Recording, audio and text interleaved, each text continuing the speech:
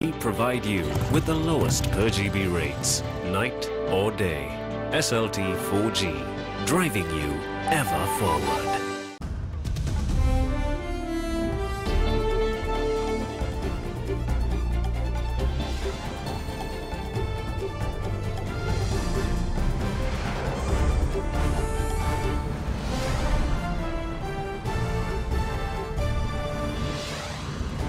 Tonight, fire mayhem. A fire erupts on the top floor of a shopping complex in Kandy. A father's determination to save his children paid off as all of them were saved. You have to see it to believe it. Going green. Sri Lanka's first ever green town declared open by President Maithripala Sirisena in Laggala today. The cost for the city stands at a staggering 4.5 billion rupees. Money to spend. The cabinet approves the appropriation bill that would fund the government in 2019. The bill now goes to Parliament for approval. The wall is coming. US President Donald Trump is set to argue that an immigration crisis requires his long-promised wall along the Mexican border. All that and much more coming up tonight, Tuesday, the 8th of January 2019. මේ උත්සව සමයේ smart Android තාක්ෂණයෙන් එන සිංග විස්ටා TV එකක් මිලදී ගන්නා ඔබට හිත පිරෙන්න වාසි රැසක් ඕනෑම සිංග ප්‍රදර්ශනාගාරයකින්. From Ada Derana, this is Ada Derana First at 9 with Ndivari Amuwata and Mahesh Jani. Live from Studio 24 in Colombo.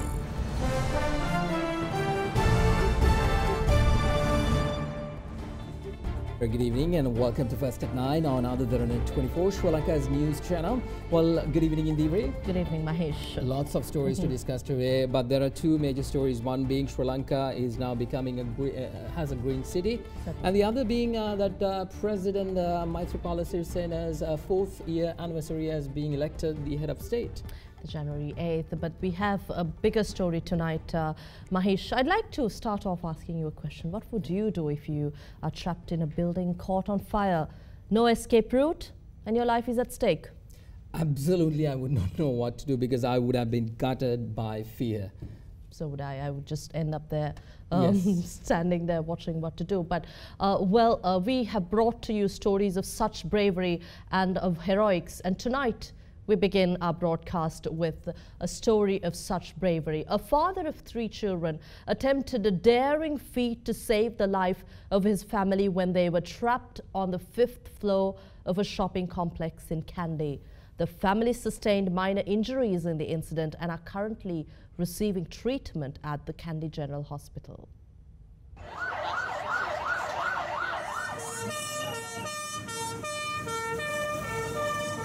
A fire erupted at a shopping complex in Yatinuvara Vidya in Kandy, trapping a family of 5 on the top floor.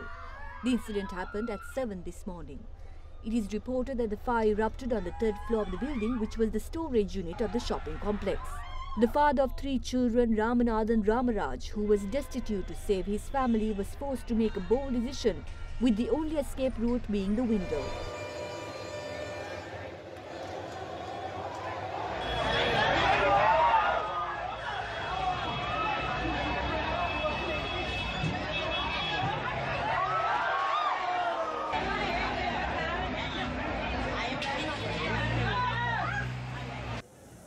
The fire was later doused in a joint effort by the fire brigade, the police and the residents of the area.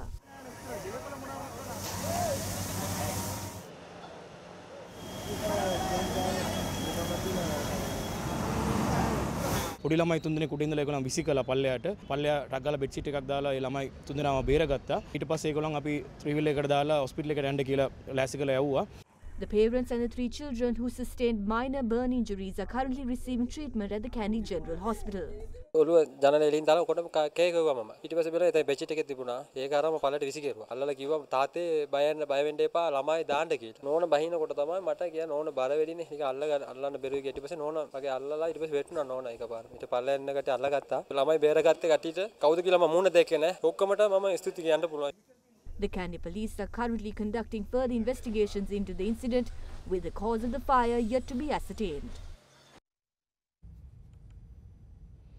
Well, the ceremony to mark the completion of works of Kaluganga Reservoir and vesting of the new Laggala Green Town was held under the patronage of President Maithripala Sirisena today. Indeed, the new Laggala Green Town, which was constructed to the tune of 4.5 billion rupees, is expected to meet the needs of 3,000 families of the old Laggala town, whose homes were submerged to allow the construction of the Moragahakanda Kaluganga multi-purpose development project. Well, speaking at the event, President Maithripala Sirisena pledged that he is committed to uphold the concept of good governance by defeating corruption and fraud. The president said that this is something he has failed to do since he came into power 4 years ago. The newly constructed Laggala Green Town was vested to the public by President Maithripala Sirisena today. The town was built after the old Laggala town was submerged to make way for the construction of the Moragahakanda Kaluganga multi-purpose development project. 3,000 families who were displaced as a result will now live in a town that encompasses an area of 75 hectares, which houses 26 state institutions, including a police station, unit management office, cooperative building complex and Pradesh Sabha building. Built to the tune of 4.5 billion rupees, the new Laggala town is part of the Moragahakanda Kaluganga project, which is the largest multi-purpose development project in the country. The new town was vested to the public in line with the beginning of the 4th year of cultural and economic renaissance under Maithripalanayak Tirisara Yugayak. The president planted a Mesua Ferrea sapling to mark the historic occasion.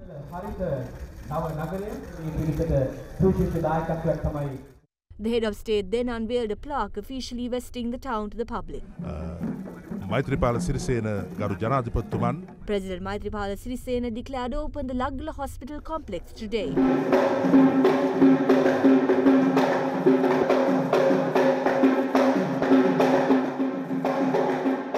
President Sirisena later engaged in an observation tour of the Kaluganga Reservoir, which has a capacity of 200,000 acre-feet.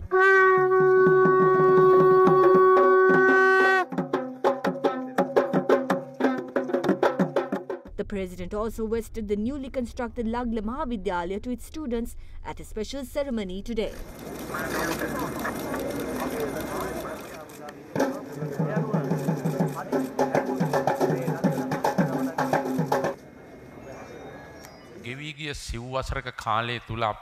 Many outcomes arose since a new government was appointed 4 years ago. There was success and there was failure, moments of loss and moments of victory. We have failed to defeat corruption, thievery and waste within the government, which is the very foundation of the concept of good governance.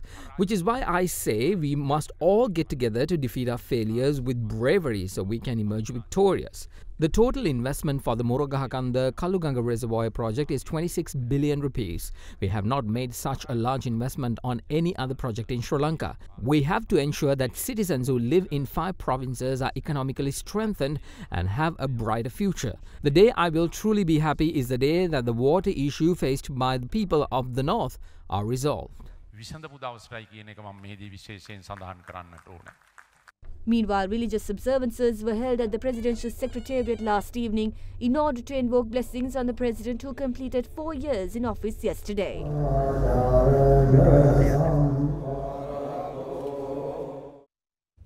Well, the debate surrounding the post of opposition leader has been a topic which has been discussed for some time, even after Speaker Karu Jayasuriya presented his stance in December last year, recognizing Mahinda Rajapaksa as the opposition leader. Speaker Jayasuriya, who is currently in Malta, reiterated as to who the opposition leader is in a statement which was officially read out by Deputy Speaker ANANDA Kumarasiri at the parliamentary session today.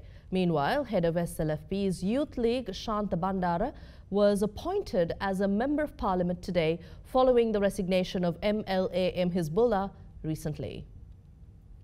Head of SLFP's Youth League, Shanta Bandara, who contested and lost from the Kurunegala district during the general election, was appointed to the vacant position of Member of Parliament following the resignation of the newly appointed Governor of the North Central Province, MLA M. Hizbullah. Bandara took his oath as a new Member of Parliament today.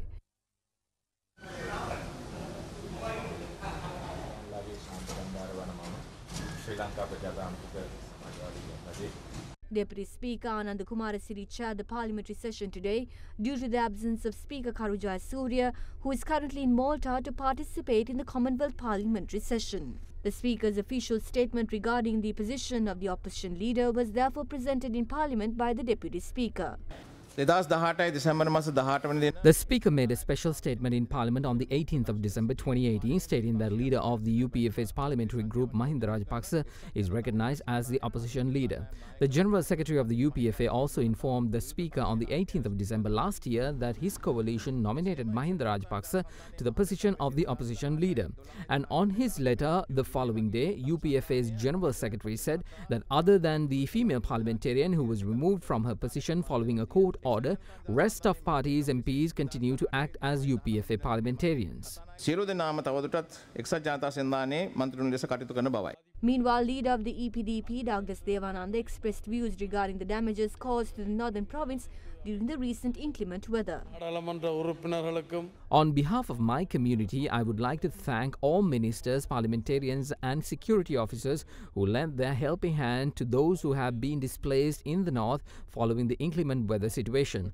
I would also like to extend my gratitude to all those who still continue to distribute materials to the people in need.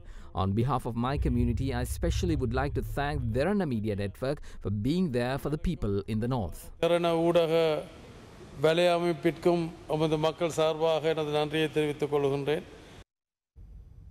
In other headline stories we have for you tonight, the approval of the Cabinet of Ministers has been granted to the Appropriation Bill 2019 submitted by the Finance Minister Mangala Samaraweera. This year's state expenditure will be 4,470 billion rupees and the budget deficit will be at 4.8% of the gross domestic production. The state revenue, which was 11.5% of the GDP in the year 2014, was gradually increased after the present government came into power in 2015. And it is expected to be increased to 15% of the GDP this year. This year's national budget is prepared under the medium-term fiscal framework by adopting the performance-based budgeting approach with the aim of strengthening the ongoing fiscal consolidation programs. The government is also aiming to achieve the target of increasing the state revenue to 17% and limiting the recurrent expenditure to 15% of the GDP in the year 2021. The ministry says that 2,200 billion rupees has been allocated for the debt servicing in 2019. This is the highest a government in the history of this country is compelled to bear for debt servicing.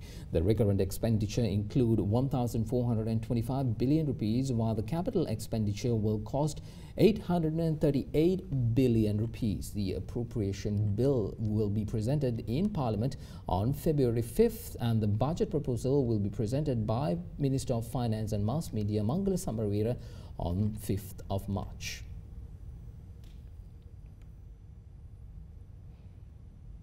Meanwhile, UPFA parliamentarian Lakshman Yapa Bewardena accused the government of attempting to bring in a budget targeting the presidential election. He also accused the government of attempting to extend its dictatorial hand in media. Once they pass the budget on the 4th of April, they will only have 5 months left. They will indeed have to announce the presidential election in October, so the government won't have time left to do any work as per the budget during these 5 months. This is why I say that the government is trying to bring in an election budget. No citizen will get any concession raise given the current economic situation and time needed for all of this to materialize. They aren't giving state advertisements for Hiru TV and TV Derana anymore. They've now done the same for the Desha newspaper as well. They're trying to dictate and control everything. We raised concerns to the President about the attack on employees of ITN yesterday. President said he will take action on the matter. We call on the President to take necessary actions immediately or take over the ITN under his purview.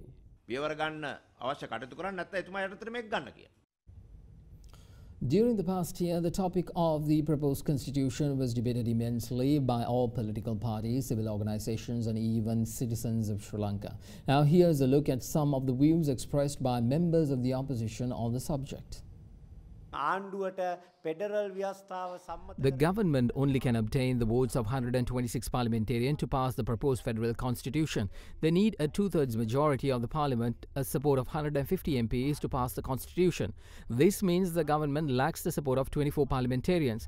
But TNA parliamentarian Sumanthiran recently said that they will pass the constitution before the 4th of February by getting the support of 21 SLFP parliamentarians. We certainly believe that they do not have the support of that many number of SLFP MPs. He is only making such comments in the hope of creating the view that they have more people on their end. TNA MP Sumanthiran has already claimed publicly that the proposed federal constitution will give them such power which even state governments of India will never have. We've heard that there is an attempt by the Tamil diaspora to bribe and get the support of a significant number of SLFP MPs through the influence of a former female president. This is why we believe that President Maithripala Sirisena and the opposition leader Mahinda Rajapaksa has a historic responsibility on their shoulders to stay united. It is only through their unity that we will be able to stop the separatist constitution from being passed with a two-thirds majority in parliament. And in a backdrop where the introduction of a new constitution is heavily debated, among various factions, leader of the Janata Vimukthi Peramuna, Anura Kumara Dissanayake, says that his party is in support of the move. Addressing the Kurunagala summit of the National Intellectuals Association, he highlighted that should a new constitution come into fruition, it should be prepared in a manner which the economic demands and rights of the people are met. There's a discussion regarding a constitution which separates the country. The constitution which was prepared in 1978 should be amended. A new constitution which strengthens the democracy and demolishes the executive presidency should be brought in. That constitution also includes a new election system which depicts the true representation of the people. A new constitution should be prepared in which the economic demands of the people should be made their right. Therefore, JVP has a political campaign which stresses on the country's needs for a new constitution.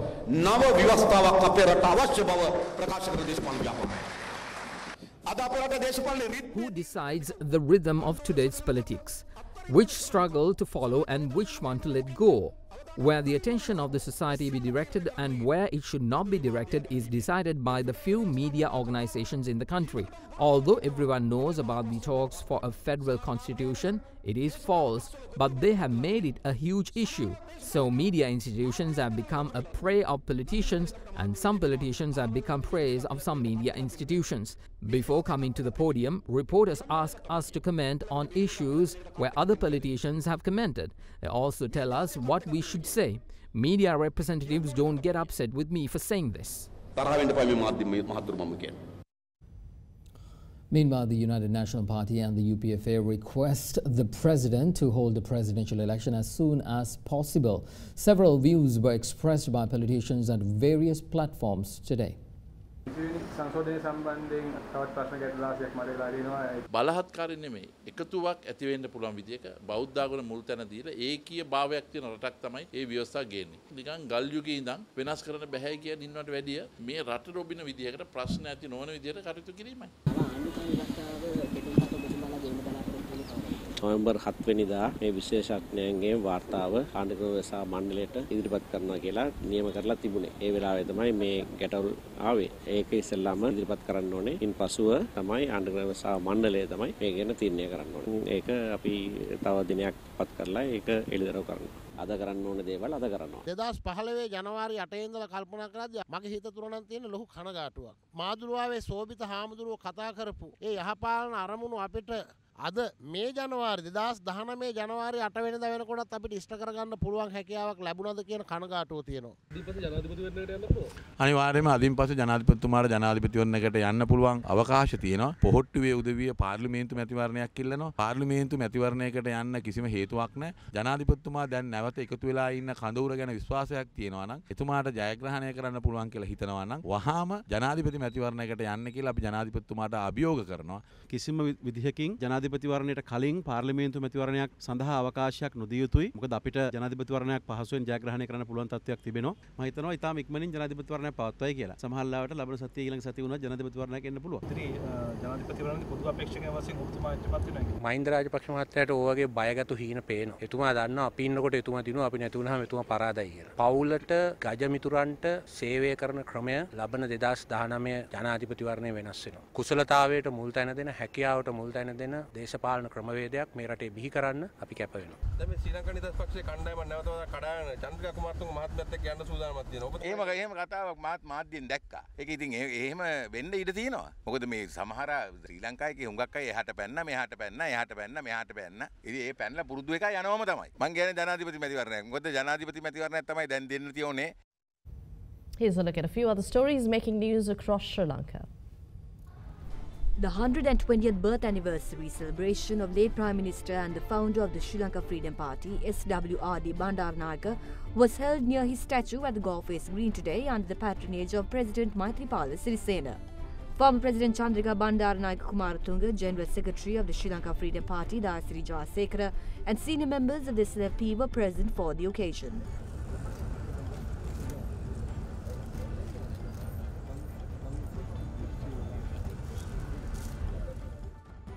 Amidst all odds, 19-year-old provincial councillor Vasna Naina Madusha fulfilled her dreams of entering into State University after successfully completing her advanced level examination in the arts stream. Following her passion in politics, Vasna entered the political arena at a young age at the last local authority election under the United National Party. At present, she is considered the youngest provincial councillor in the country. 2 wild elephants were seen having some fun at a waterhole along the Vellavaya Kataragama main road today.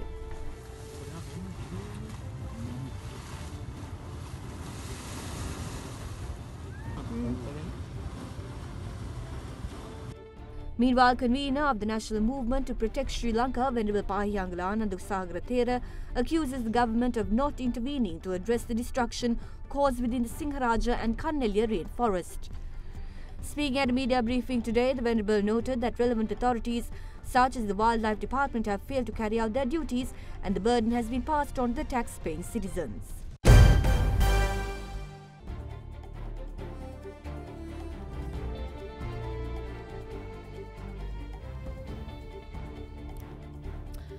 Although PMS is a term used globally today, almost non-existent a couple of decades ago, how many of us know what PMS or premenstrual syndrome really is?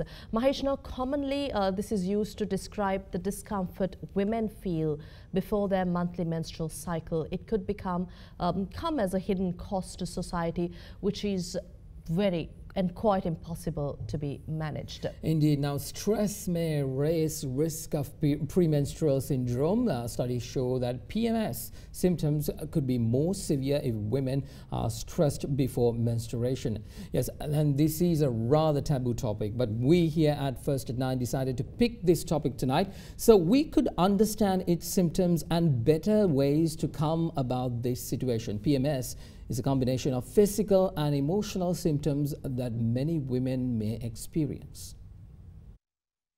During a certain period of the month, most women are accused of having irritable or hostile behavior, lack of concentration or memory, having mood swings or being too emotional.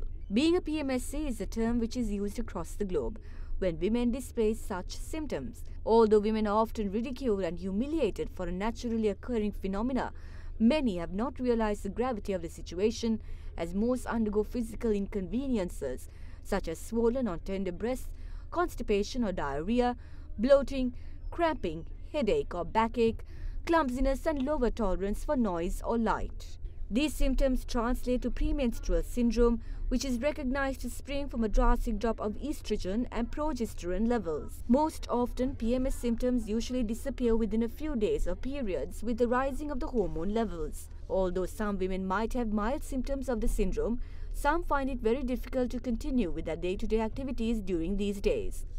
Although widely used colloquial term has sprung out of this natural phenomenon, lack of awareness of the real cause has led 3 out of 4 women to undergo this situation at some point in their lives. Although PMS is not identified as a dire medical situation, it might, since it has an indirect impact on the society and the economy, since women's contribution to the workplace can be affected. Data from the Department of Census and Statistics of 2017 show that out of the 8.6 million economically active population in Sri Lanka, 37.3% are women. So how does this little-known naturally occurring phenomenon affect women and their contribution to the economy? Sri Lanka is very much a cultured country. Even the biological and health-related and sanitary-related things are socially, culturally determined. We have to also understand the psychological stress or the kind of depression they experience during this period. They can't express their hidden subjective issues related to these premenstrual problems because that is not socially well recognized and accepted in our part of the world. Especially sometimes this kind of psychological stress or discomfort can be a kind of a backward condition for girls to come out with their real talents. So then girls are always expected to hide these issues and hide these sufferings and problems. I mean, the male domination culture always try to differently exclude these problems and they consider them as a kind of a cultural issue. However, it is not all gloom and doom for its victims, as this often overlooked syndrome can be addressed through various methods. There are a wide range of options, and the main thing is you can easily do is lifestyle modification. For instance, if you are not doing exercises, so you can start doing exercises. And if you are not taking a healthy, balanced diet, then you can contact a dietitian and then you can start a healthy, balanced diet. And the psychological aspect of PMS and trying to reduce the stressful situation and stress management is very important. How do you reduce stress? The meditation, yoga and mindfulness kind of exercises is very important in the management of this PMS. There is another kind of management, psychological support and therapy. Then the supplementation. Supplementation mainly calcium, vitamin D and other kind of fish oils. There are evidence that will reduce in certain types of patients who are suffering from premenstrual syndrome. Then having tried all these things, if you fail, then we'll have to turn into the medical treatment. So medical treatment, there are non-hormonal treatment and hormonal treatment. Thus, by closely monitoring the symptoms and following medical and non-medical treatment, which are easy if made habitual, the premenstrual syndrome can be managed. Creating awareness too plays a pivotal role to ensure that the public understands the gravity of PMS and its effects on their female counterparts, to make sure they have the necessary support during the time of the month. Well, indeed, it's quite interesting to see in that piece, even PMS is something that could be controlled to a certain level through diet and you know what you take. But it's fascinating to see that all women undergo this every month, and for us women, men to understand exactly what you all are going through. Certainly, Mahesh, I think the point here is also, like we said at the beginning, it's a taboo topic, but let's break this, let's discuss this. Indeed. Men especially should understand this situation, and that is how we can help women overcome, because this is not only physical, this is an emotional strain also on the minds and physical experience of women. So I think I'm glad we picked the story tonight. Indeed, indeed. We're indeed proud to have brought that story to you tonight. With that, let's move on to the other stories we have for you tonight. Time to take a look at business news.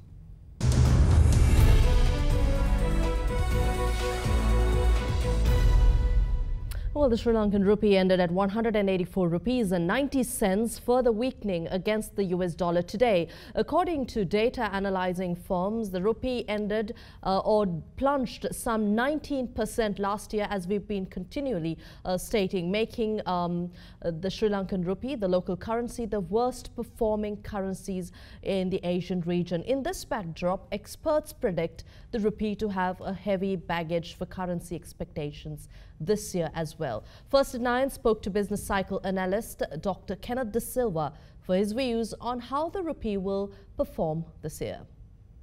Outlook for the dollar rupee 2019 is extremely fragile. On the domestic front, we find that the overall external financial position of the country still remains fairly weak.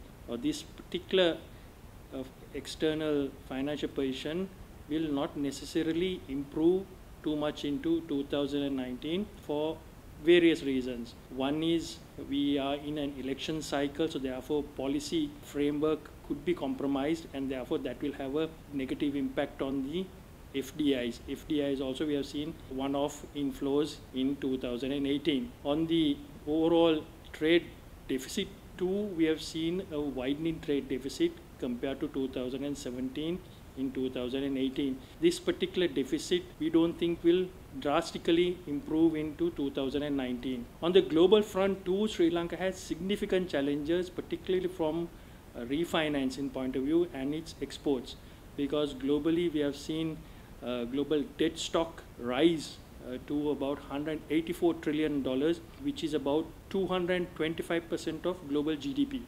This is significant. 2019, we are already bracing ourselves for another financial meltdown. This particular trend on the global front also will continue because corporate earnings still remain very weak, balance sheet debt still remains very high across the major three players, the US, Japan and China. Why that is important is, while that happens, Sri Lanka's external borrowing window becomes narrow, as Sri Lanka will have to tap global bond markets.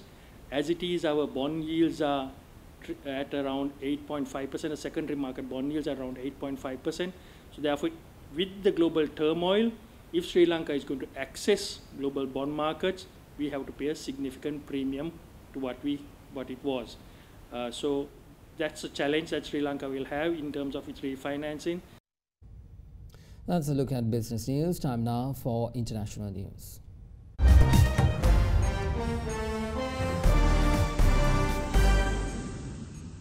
North Korean leader Kim Jong-Un arrived in Beijing today at the start of a 4-day visit in what's likely an effort to coordinate with his only major ally ahead of the second summit with United States President Donald Trump.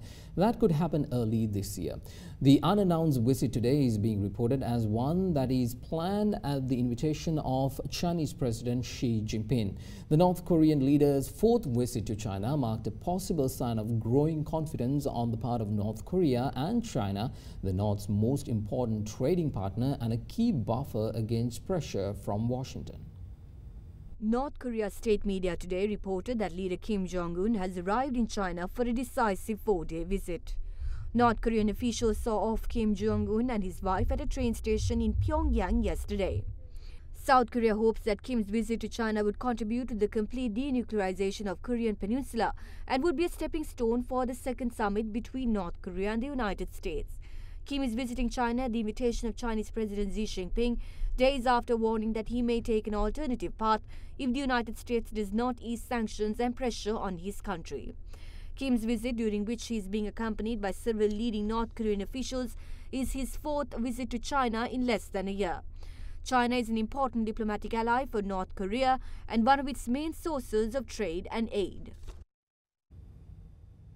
Well, US President Donald Trump is set to argue that an immigration crisis requires his long-promised wall along the Mexican border. Trump will make his case in his first speech from the Oval Office tomorrow ahead of a trip to the border on Thursday. The president is insisting that $5 billion be included for the border wall. A partial government shutdown has been in effect for 17 days over the matter after lawmakers failed to break a budget impasse. Democratic leaders in the House and Senate meanwhile released a joint statement saying the speech would be misleading and demanded airtime to counter Trump's arguments. The partial government shutdown, which began on the 22nd of December, has affected 25% of the government. Some 800,000 federal employees have been temporarily laid off or forced to work without pay. While its repercussions ripple across the country, Trump has also threatened to bypass Congress and invoke emergency powers to build the wall along half the 2,000-meter border.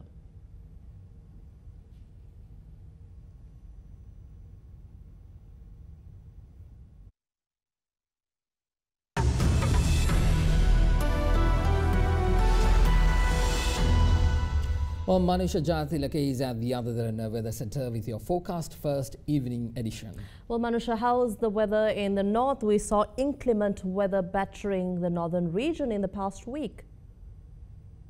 Yes, actually the weather is going to improve in the north this week, and as you can see, the weather in the northern as well as in the eastern provinces is going to be much warmer during this week. And as you can see, the Puntland district will have much warmer temperatures than usual over the peak times of the day. The central hills, of course, will have much lower temperatures as usual. Looking at your rain forecast for the next few days now, we can expect some showers for several provinces of the country, including the western, southern, over as well as the central province. That's all that we have from the Weather Center tonight. Here's a look at your city-by-city weather forecast for the next 24 hours.